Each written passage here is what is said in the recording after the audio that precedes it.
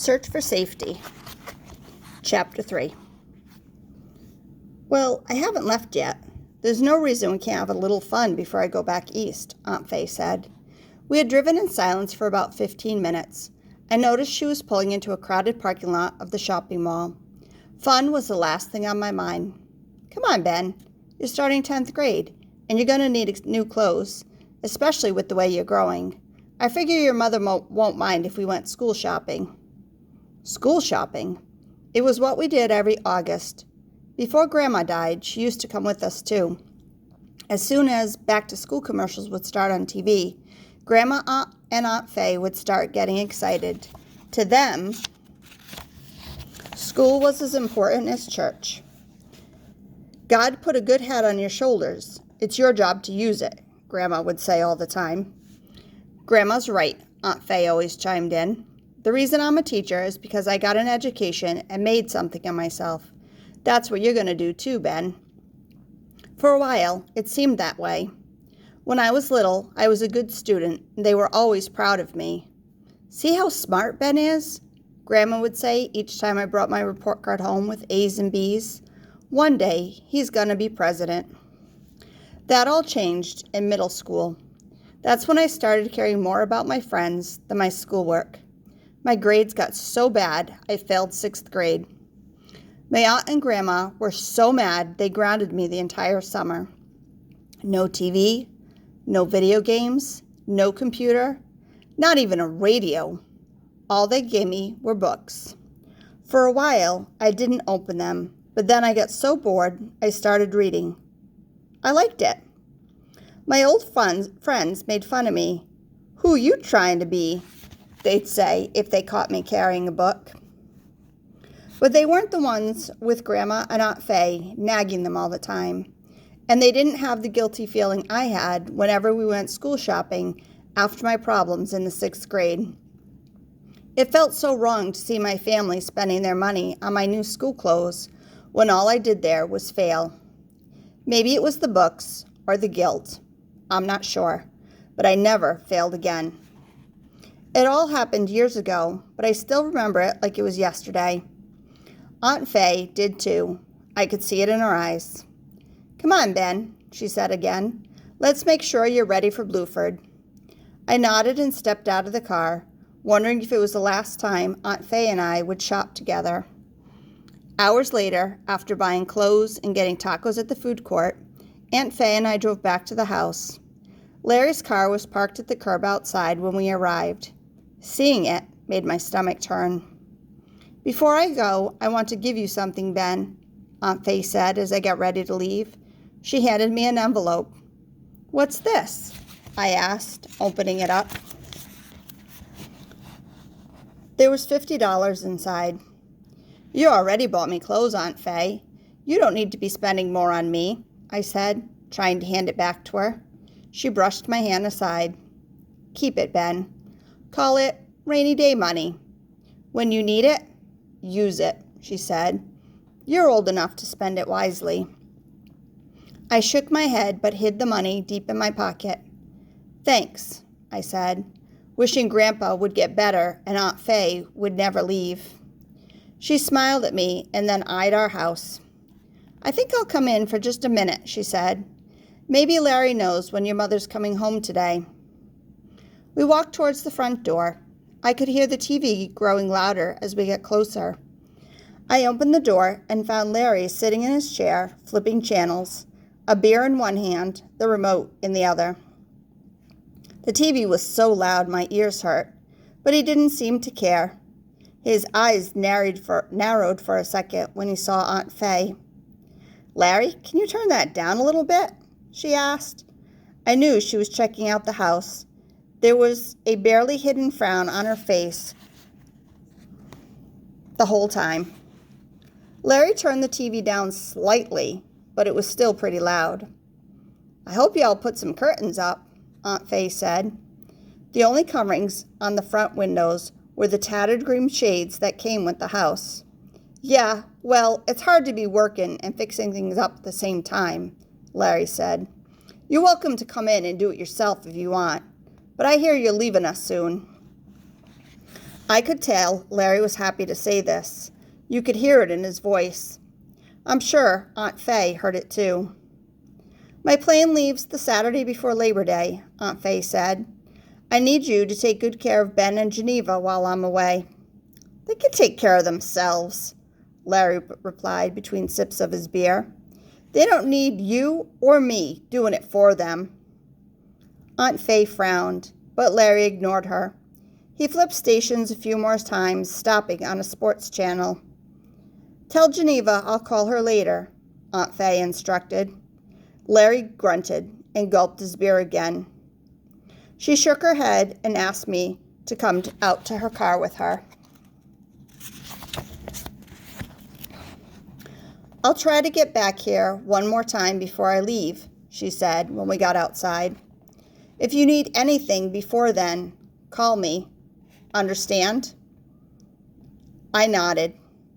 We need you to stay, I wanted to tell her, yet my mouth was suddenly frozen shut. She needed to see her father. I couldn't ask her not to go, but without her, my mom and I were in trouble. My bruised face and my sore legs were proof of that. An hour later, I was up in my room, hiding the money Aunt Faye gave me under my mattress, when I heard Larry coming up the steps. Do me a favor, Benny boy. Go up to the corner, make a right, and go about 6 blocks until you see Kat's Sandwich Shop. Get some cheesesteaks and a bag of chips for your mom and me. Here's money. Get something for yourself and bring back the change, he ordered, handing me $15. It was the nicest he had ever treated me, so I listened without even thinking about it. I wish I didn't. Finding Kat's was easy. Union Street was busy with apartments and a few small businesses, including a laundromat, a check cashing store, and an old barber shop. But once I turned up the corner, things changed. Except for a liquor store, there were almost no businesses. Most of the houses had bars on their first floor windows. By the time I'd crossed the 6 blocks to Kat's, I'd passed groups of kids my age sitting on corners watching me pass. I'd been in the city all my life and knew how to carry myself, but I was a stranger in this new neighborhood, a target. Walking back in the hot August afternoon with a bag full of sandwiches, I knew I had to move quick. I'd gone about 4 blocks when I heard someone yell out to me, "Yo, homie, what you running for?" I turned to see 2 guys rushing towards me from across the street. The one who was talking was tall and muscular. He looked like a boxer wearing baggy jeans and a muscle shirt. The other was my height, but with a mean, angry face. He had on jeans, a saggy blue t-shirt, and a backwards hat. I walked faster, but they kept up with me. "Boy, I'm talking to you," the big kid yelled out again. He crossed the street and stepped in my path. I was only a block and a half from Union Street.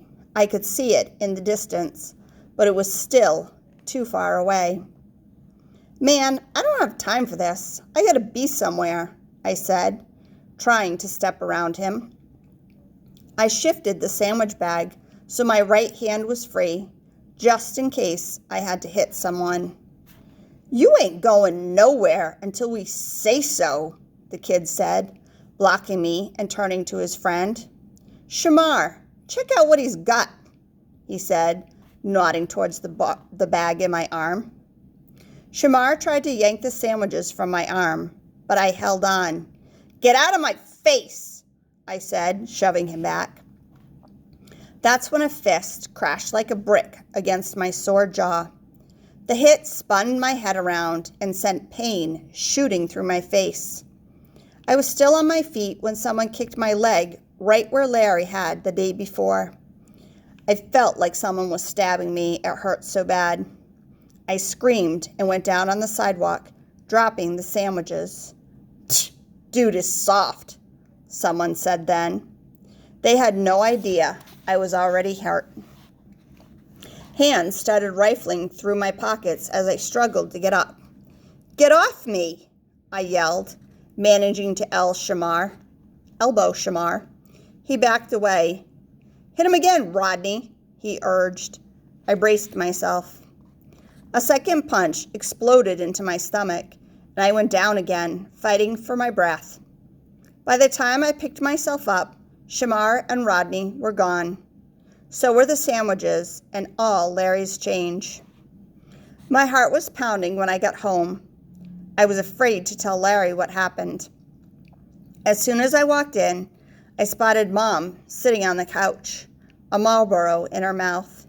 She looked exhausted, as usual. "What took you so long?" Larry barked as soon as he saw me. He noticed right away I wasn't carrying anything. I wished I could just disappear and never see him again. He came closer. "Where's our food and my change?" "I got jumped," I explained, embarrassed to say the words. "What?" "A couple of guys stepped up to me on my way home. I tried to fight them, but they took everything," I admitted. Larry stared at me as if I disgusted him. "You can't do nothing right, can you?" he yelled, and then he started cursing. "Next time you lose my money, I'm going to kick your butt worse than any of them kids. You hear me, Benny boy?" My face burned and I wanted to scream, but Larry's angry stare kept me quiet. "Oh, Larry, it's not his fault," Mom said, taking a puff of her cigarette. Part of me wanted her to stand up more for me, but I knew she couldn't. What if she said something that set him off again? There was no way we could handle him. Larry shook his head at me and grabbed his wallet. "I can't stand to look at you anymore," he grumbled. "I'm going to go get the sandwiches myself. If I find those kids, they're in trouble." As soon as he left, Mom put her cigarette down and grabbed some ice and a washcloth for my swollen face. "Just don't let him get to you. He'll be all right once he gets some food in his belly," she said. I couldn't stand having her baby me, and I didn't want to hear her take his side again. It was all too much, hurting me more than any punches. I got up and headed toward the steps. Mom shook her head, grabbed her cigarette, and plopped back down on the couch. She seemed so tired, not just on the outside, but on the inside too, like it had seeped into her bones somehow. I climbed the long, hot stairway to my room, wondering how Mom and I would survive the sudden changes storming through our lives.